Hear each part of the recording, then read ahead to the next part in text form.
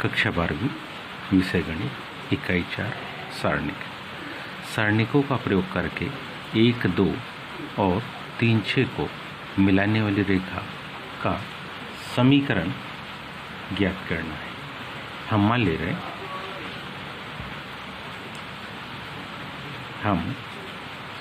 हैं क्या कि बिंदु, ये जो पहला बिंदु है इसको मान लेते कि ए पर है, माना बिंदु 1, 2 और दूसरे को बी मान लेंगे और बी क्या 3, 6 को क्या करने वाली, मिलाने वाली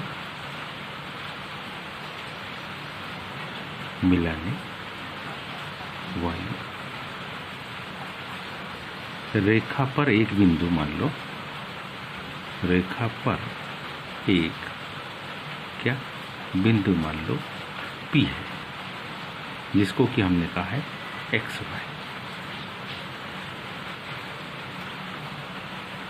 y स्थित है। अब क्योंकि सीधी सरल रेखा पर है और इसलिए ये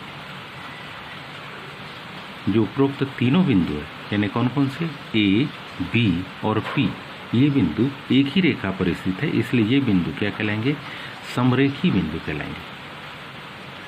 ये बिंदु कौन से कहलाएंगे, समरेखी बिंदु। इसलिए इससे कोई त्रिभुज तो बनेगा नहीं, त्रिभुज नहीं बनेगा। लेकिन क्या होगा, इससे बनने वाले त्रिभुज का क्षेत्रफल हम 0 लिख सकते, तो फार्मूला हमारे पास क्या है त्रिभुज के क्षेत्रफल को निकालने का। देखिए x1 y1 1, x2 y2 1, x3 y3 1। ये हमारे पास त्रिभुज, और इसके आगे क्या, 1/, बराबरी से 0।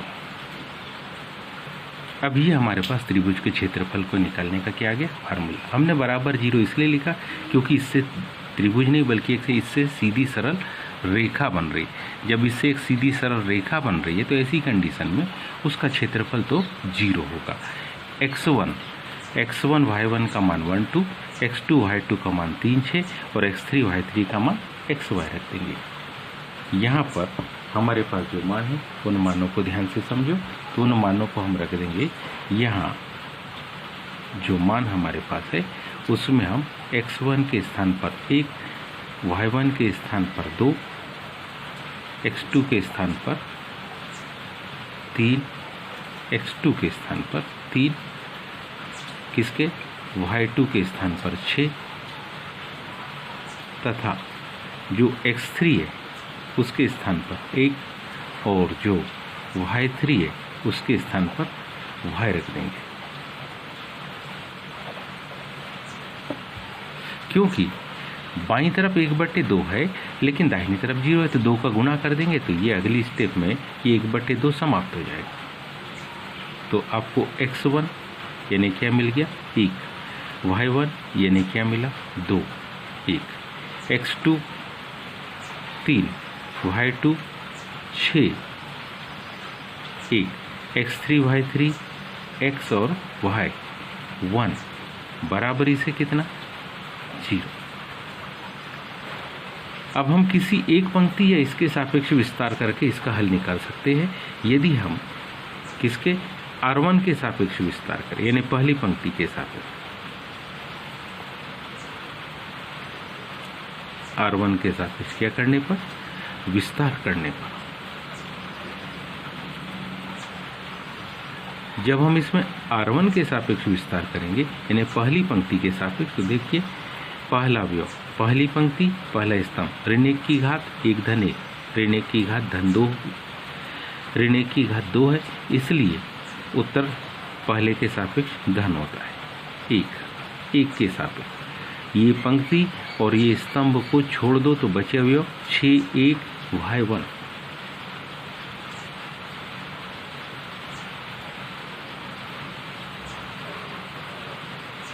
अब यदि हम 2 के सापेक्ष विस्तार करें, लेकिन 2 देखिए तो पंक्ति तो पहली है लेकिन स्तंभ दूसरा है।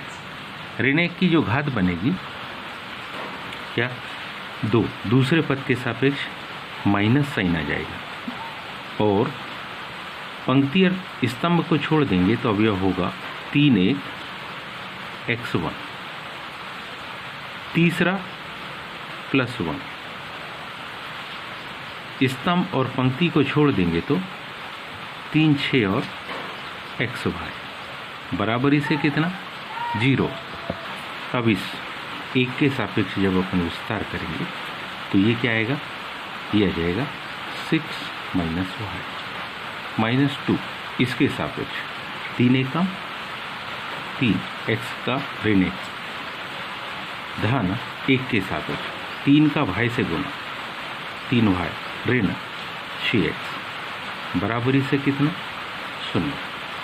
आगे देखिए 6 ऋण y ऋण 2 का 3 से गुना 2 3 6 ऋण 2 गुणित ऋण x धन 2x 3 y का 1 से गुना क्या आएगा 3 y धन 1 का ऋण 6x से गुना ऋण 6x बराबरी से कितना 0।